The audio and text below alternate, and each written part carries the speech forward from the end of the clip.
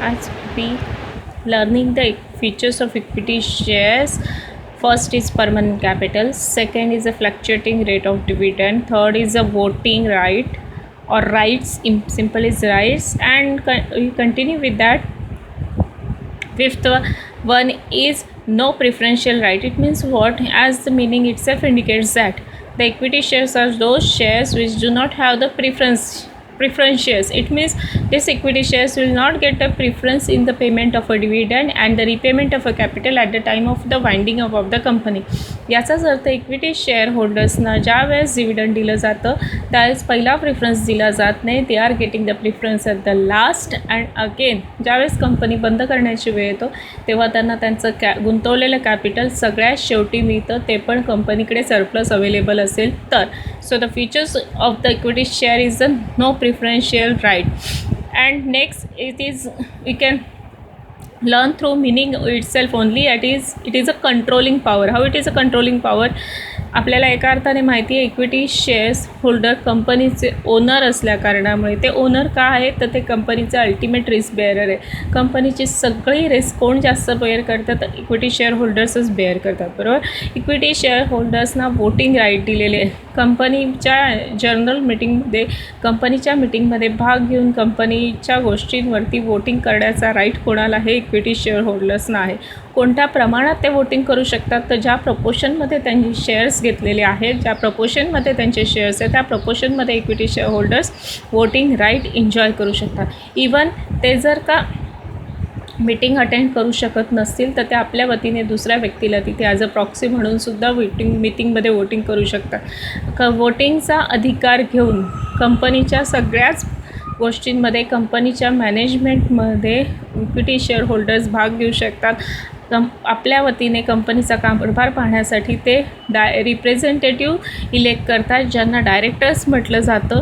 ते कंपनीच्या प्रत्येक गोष्टीमध्ये वोट देऊ शकतात, भाग घेऊ शकतात. अशा तऱ्हेने इक्विटी शेअर होल्डर्स पूर्ण कंपनीचा कामकाजवरती कंट्रोल करू शकतात. So the equity shareholder enjoys the controlling power, right, because they are the real owners of the company, and as the real owners of the company they are bears the maximum risks of the company. So the next feature is what? Risk. And again, as the maximum risk bearer of the company they are also described as a shock absorber. म्हणजेच काय तर ज्या वेळेस कंपनीची value मार्केटमध्ये कमी होते, कंपनीचं इन्कम कमी होतं, इन्कम कमी झाल्यामुळे डिव्हिडंड काय होतं? कमी होतं. डिव्हिडंड कमी झाल्यामुळे कंपनीचं value, market value of the shares ही काय होणार आहे? कमी होणार आहे. कमी झाल्यामुळे कंपनीचं कॅपिटल लॉस होतं आहे. आणि या अशा परिस्थितीमध्ये कंपनीला वरती आणण्यासाठी सगळ्यात जास्त रिस्क कोणाला घ्यावी लागते? तर इक्विटी शेअर्स होल्डर्सला घ्यावी लागते. का घ्यावी लागते? तर ते कंपनीचे खरे मालक आहे. So again they R knowing as what? Shock absorbers of the company during the financial crisis, right? Now the meaning itself indicates us that it is a no preferential right. So it means what? Whatever is the right is at the last. म्हणजेच काय ते जरी कंपनीचे खरे मालक असले तरी कंपनीमध्ये मिळालेला नफा किंवा कंपनीमध्ये झालेला फायदा त्यामध्ये त्यांचा सहभाग केव्हा येतो? तर सगळ्यात शेवटी. It means they have to pay the all dues to the outsider. That is, it means they are getting the earning after paying the payment of expenses, taxes, etc. It means they are claiming at the last in the earnings of the company. कंपनीच्या फायद्यावरती त्यांचा claim केव्हा असतो? सगळ्यात शेवटी. कंपनीच्या प्रॉफिटमध्ये त्यांचा सहभाग केव्हा असतो? सगळ्यात शेवटी. म्हणूनच त्यांना काय म्हटलं जातं? residual claimants. Though the equity shareholders come last, they have the advantage of receiving entire earning that is left over. म्हणजेच काय? जरी कंपनीच्या प्रॉफिटमध्ये, कंपनीच्या अर्निंगमध्ये त्यांचा सहभाग हा सगळ्यात शेवटचा असला तरी जर का कंपनी सक्सेसफुल असेल, कंपनी प्रॉफिटमध्ये असेल तर कंपनीच्या ड्यूज पे ऑफ करून राहिलेला सगळा प्रॉफिट्स, राहिलेलं सगळं अर्निंग कोणाला मिळतं? तर इक्विटी शेअर्सना मिळतं, right. Again as the equity shares no charge on the asset. It means what? की कंपनीचे जे काही ॲसेट्स असतात त्या ॲसेट्सवरती क्रेडिटर्स क्लेम करतात. म्हणजेच काय, तर जर का क्रेडिटर्सची देणी बाकी असतील, क्रेडिटर्सचे पे ऑफ करायचे असतील, तर कंपनीकडे पैसे नसतील तर कंपनीच्या ॲसेट्स विकून येणाऱ्या पैशातनं क्रेडिटर्सचं पेमेंट केलं जातं, right. Same way it is not happen with the equity share holders. It means what, suppose if the company is not having surplus in their hand, company is not having the earning in their hand, the equity share holders repayment of capital will be not getting. म्हणजेच जर का ज्या पद्धतीने क्रेडिटर्सला कंपनीचे asset विकून पैसे मिळणार आहेत, त्या पद्धतीने इक्विटी शेअर होल्डर्सना कंपनीचे ॲसेट्स विकून पैसे घेता येत नाही. So they have the no charge on the asset, but at the same time they are enjoying the benefit of a bonus issue. It means what, तर बोनस इश्यू म्हणजे काय, it is a gift given by the company to the equity share holders. Company जो काही profit कमवते तो पूर्ण profit पूर्णतः वापरत नाही, त्या प्रॉफिटमधला काही भाग दरवेळेला बाजूला ठेवते आणि काही वर्षानंतर तो बाजूला काढलेला प्रॉफिट पुन्हा बिझनेसमध्ये गुंतवण्याचा विचार करते. त्यावेळेस they are investing in the form of a equity shares and this accumulated profit which is invested into the business one more time in the form of equity shares, it is not given to the outsider. First preference is given to whom, it is only given to whom existing म्हणजे जे काही पूर्वीचे equity share holders आहेत त्यांना ते पुन्हा equity shares bonus shares म्हणून दिले जातात.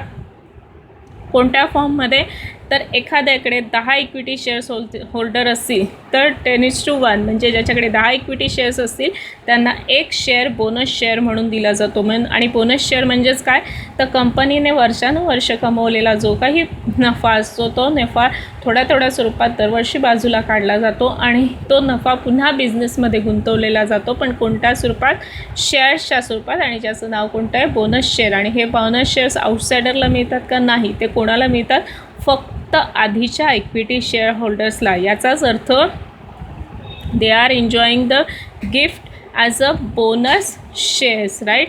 Again they are enjoying the right issue. Right issue म्हणजे काय, ज्या वेळेला कंपनी एक्सपेन्शन करायचं असतं, कंपनी वाढवायची असते, कंपनीमध्ये आणखीन फायनान्सची गरज असते, त्यावेळेला for the capital issue of shares, the existing equity shares may have priority to newly offered shares. This is called right shares. म्हणजे काय, ज्या वेळेला कंपनी वाढवण्याचा विचार केला जातो, पैशाची गरज राहते, फंड उभा करण्याची गरज लागते, त्यावेळेस मार्केटमध्ये जेव्हा शेअर्स इश्यू केले जातात त्यावेळेला पहिला प्रेफरन्स कोणाला दिला जातो, तर जुन्या शेअर होल्डर्सना दिला जातो. आणि म्हणून त्याला काय जातं, राईट इश्यू. राईट म्हणजेच काय, हक्क. का हक्क, कारण ते ऑलरेडी कंपनीचे जुने शेअर होल्डर्स आहेत म्हणून त्यांना पहिल्यांदा शेअर्स दिले जातात आणि त्यानंतर रिमेनिंग पार्ट कोणाला दिलं जातं, तर new public, right. So the again equity shares enjoys the right issue. And again new features is what, face value, market value of the shares. म्हणजेच काय, फेस व्हॅल्यू म्हणजे द व्हॅल्यू जी memorandum of असोसिएशनमध्ये mention केलेली असते, जी शेअर्सची original value असते. नॉर्मली इक्विटी शेअर्सची व्हॅल्यू खूप कमी असते. It is from the ₹1 to ₹10 to 1 or even ₹1 also.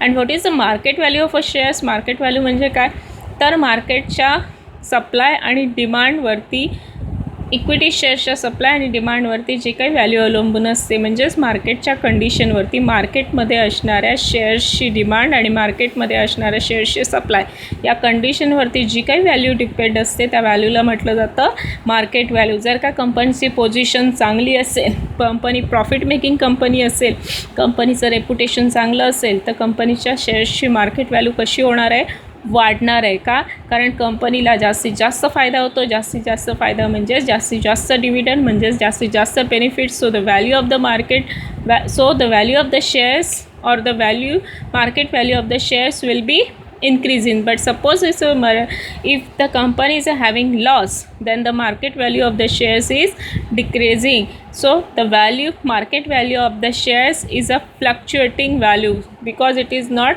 constant.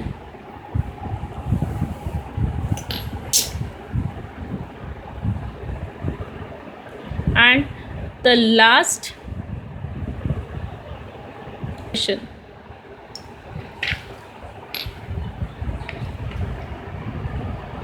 and